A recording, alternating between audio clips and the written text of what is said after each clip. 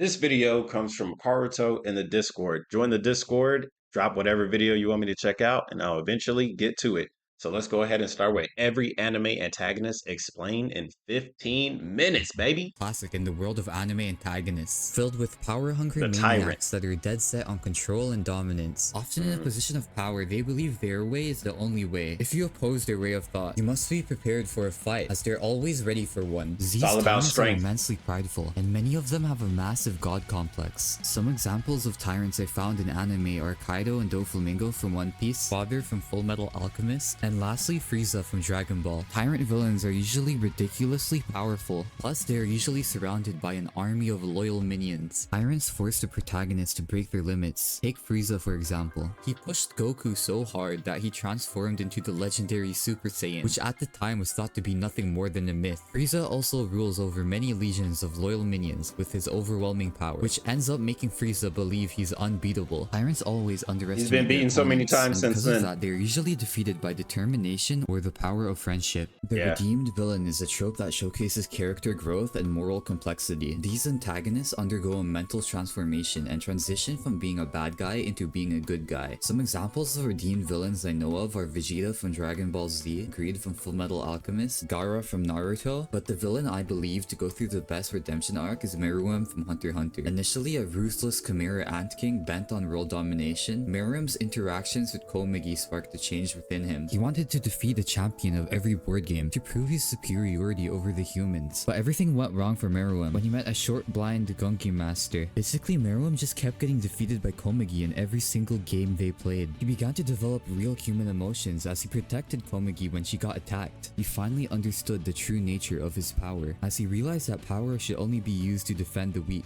He vows to destroy the system and the big. concept of inequality from the world. With his power, he probably could have done it if he hadn't gotten nuked, that was. Although his redemption arc doesn't make him fully innocent of his past crimes, it shows you to appreciate the value of personal transformation, even in the face of irredeemable actions. The Throwaway is a type of anime villain who Throwaway? only appears for a short arc or just a few episodes before being defeated Oh. and never seen again. Sometimes Damn. throwaway villains have enough backstory to make them seem interesting, but not enough to make you care. Throwaways even appear in fillers where they'll get defeated by an ability you'll never see again. Some examples of throwaway villains include the various Hollows in Bleach, Neighbors from World Trigger, and the random dumb filler villains from Naruto. These villains usually have a gimmick or unique power, but they're ultimately forgettable and easily defeated. As a matter of fact, you couldn't even be bothered to remember if they had names or not. A major example of an anime with tons of throwaway villains is JoJo's Bizarre Adventure. In Stardust Crusaders, apart from Dio, I swear, they all just got defeated in an episode or two, never to return again. But unlike in Dang. other anime, JoJo's does throwaway villains right. Each antagonist, despite brief appearances, boasts unique stand abilities, memorable designs, and quirky personalities that leave That's lasting cool. impressions. Some of these characters even make a lasting impact on the story. But hey, not every villain can be a world-ending threat, right? The True. tragic villain, which is a very common trope, are antagonists whose reason for being a villain was due to some form of trauma or sad backstory. I These killed my characters parents. often attempt to Same. bring out sympathy from the audience, making it hard to tell if they're a true villain or a decent dude with issues. Think of Obito decent Uchiha dude from with Naruto issues. Shippuden. In the past, he was a good kid with great friends and mentors, but unfortunate situations and misunderstandings caused him to feel betrayed and led him down a dark path. Eventually, he became one of the most powerful and feared villains in the series, but he was driven by a twisted sense of justice and a desire for power. The tragic villain trope is compelling because it raises questions about the nature of good and evil. Are people inherently good or Everything evil, is or are they gray. shaped by their experiences? Everything Zero is from gray. Fairy Tail is another great example of this trope. He was orphaned at a young age when dragons killed his family and was cursed by the god Damn. of life and death. This curse granted him immortality, but also caused him to uncontrollably kill everything he cared about, which forced him to live secluded, and he was eventually feared that's by all as a terrible. villain, whether he liked it or not. The tragic backstory often reveals itself gradually, adding layers to the villain's character that's as the story sad. progresses. I But wonder why he's overall, tragic. The tragic villain trope adds complexity to anime storytelling, making us question the villains and their motives. The manipulator villain trope includes antagonists who excel was at all part of controlling my others through plan. deception, psychological tactics, and strategic planning. These villains are often several steps ahead of the heroes, orchestrating complex schemes from the shadows. Aizen from Bleach perfectly embodies this trope. As a master of illusion and deception, Aizen manipulates both allies and enemies masterfully. His ability to plan decades in advance and adapt to unforeseen circumstances is crazy. Manipulator Manipulator villains Until he often couldn't. possess exceptional charisma and persuasion skills, which help them easily sway others to their cause or even create doubt among their allies. Manipulators are gods at creating intricate plans which can end up exploiting weaknesses and insecurities, but most impressively, they can quickly adjust their plans and account for different contingencies when necessary, not even considering the fact they may have crazy abilities. Using Aizen as an example again, he literally manipulated the entire Soul Society, grew stronger just by sitting in a damn chair for years, and I remember the time when he literally stopped Ichigo's theme song with a single finger and proceeded to one-shot him, and that was after Ichigo had his whole MC training arc, which is insane. Manipulator villains are incredibly engaging and add layers of complexity to the plot, keeping viewers on their toes and constantly guessing. The Yapper villain is an antagonist who just can't seem to stop talking. These villains love,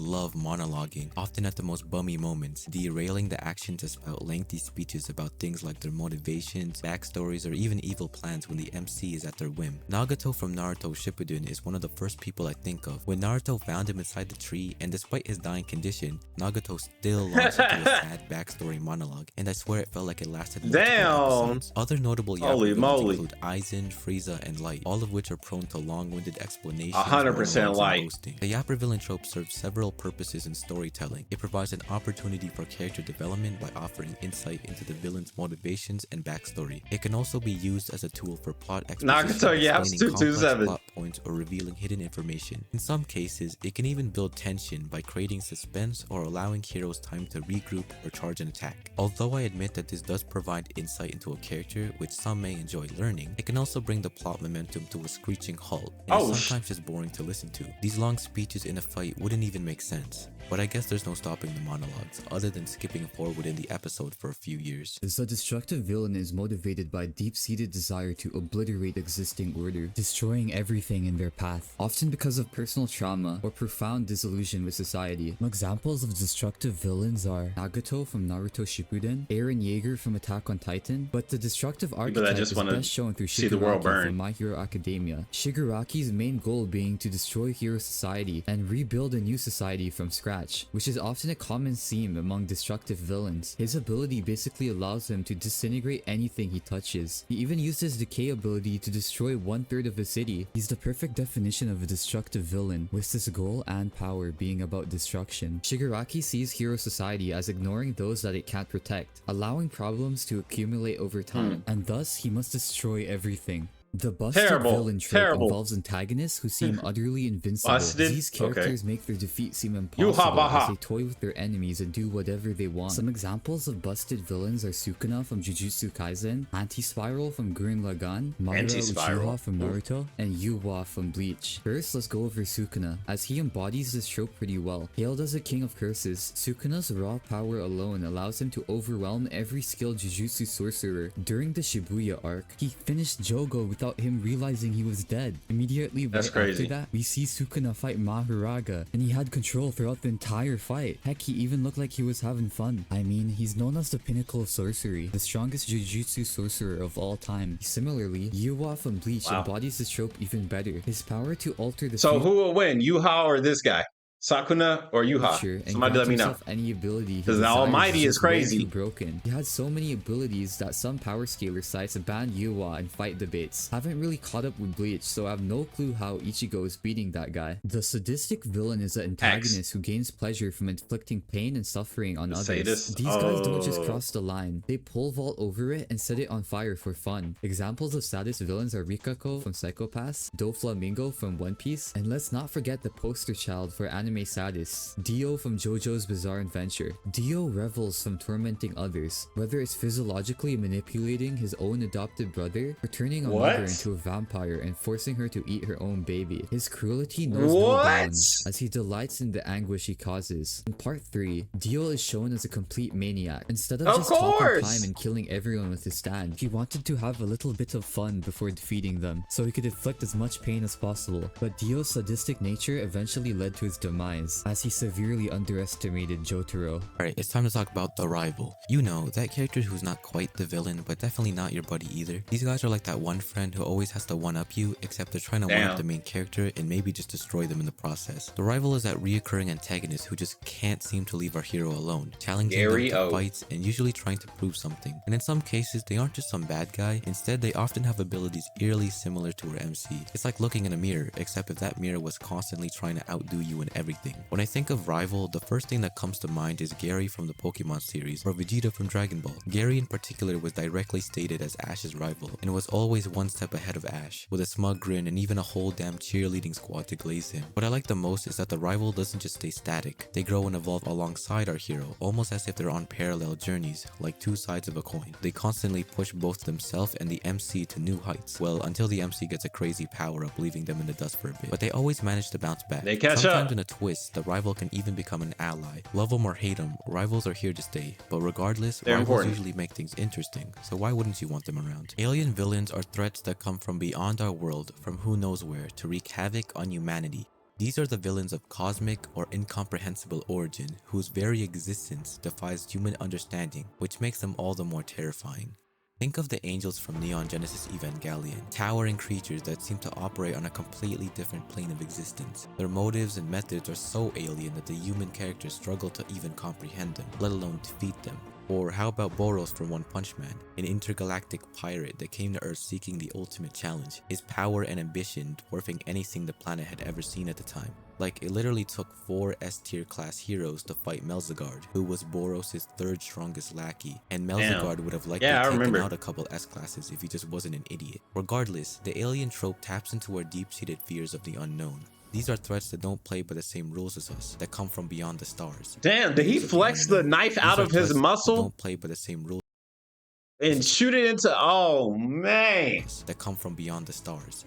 That's one hell of a way to go. Powerful, unpredictable, and utterly indifferent to the fate of humanity. And let's not forget the sheer scale of these villains. When an alien threat emerges, it's not just a city or a country at stake, it's usually the entire planet or even the entire universe. Personally, I love alien villains. When you see one descend from space, the stakes are cosmic, the battles are epic, and a sense of dread lingers in the background. Lawful villains in anime often present a fascinating contradiction. They're evil, yet adhere to a strict code or system. These characters bring order to their villainy, making them both terrifying and oddly respectable. Examples of lawful villains include Akainu from One Piece, Yukiyara from Bleach, and Esdeath from Akame ga Kill. Esdeath, the Empire's strongest general, embodies the lawful villain archetype pretty well. From a young age, she was forced to follow the philosophy taught from her father, that only the strong survive, and the belief was further strengthened when she became the only survivor in her clan.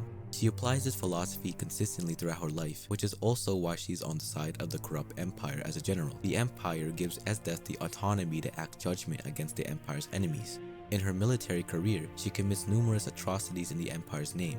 Her main motivation as a villain, I think, is to live in a world where the strong thrive What the and hell? the weak perish, as that is her She way of freaky. life, her personal law, as one might say. The necessary evil is a trope that blurs the lines between good and evil. These villains believe their actions, though morally unacceptable, are essential for a greater purpose. They often take on the role of villain willingly, sacrificing their own moral integrity to achieve a nobler end. Lelouch from Code Geass is a perfect example of this. He's a complex character who uses his Geass powers sacrifice to lead was a rebellion crazy. against the mighty Britannian Empire, just so he can create a better future for his sister Nunnally. But in order to accomplish this feat of defeating became them, the he must villain. sacrifice himself, assuming the role of a villain. In a way, Itachi Uchiha is very similar to Lelouch. Sasuke believes his brother was evil for most of his adolescence, but it was actually the opposite. Itachi had no choice. He slaughtered his entire village to prevent a civil war, which had the potential to kill a lot of people, but the only person that he couldn't kill was his own brother Sasuke. Although they're seen as villains in their worlds, they both ultimately sacrifice themselves, not just for the world, but for the people they care about the most. The weirdo villain is a trope that's all about being, not Hisoka. weird. These villains are just plain bizarre, often with motivations and behaviors that Orochimaru, defy yes. explanation. Like that one Hisoka, elf dude yes. from SAO Season 2 who kidnapped seen it. Asuna, or Hisoka from Hunter x Hunter. This guy is a Yes. master of weirdness. Hisoka's Yes. motivations are all over the place and pretty much unknown for most of the story, and his actions are super questionable. He's a It's villain who's pleasure. interested in It having just fun. wants Not to pleasure. mention, Hisoka's just a downright pedo. He was walking behind Gon and Killua, and Oh, yeah, we'll just end it hell. out there. The pure evil villain are the bad guys who are just bad for the sake of being bad.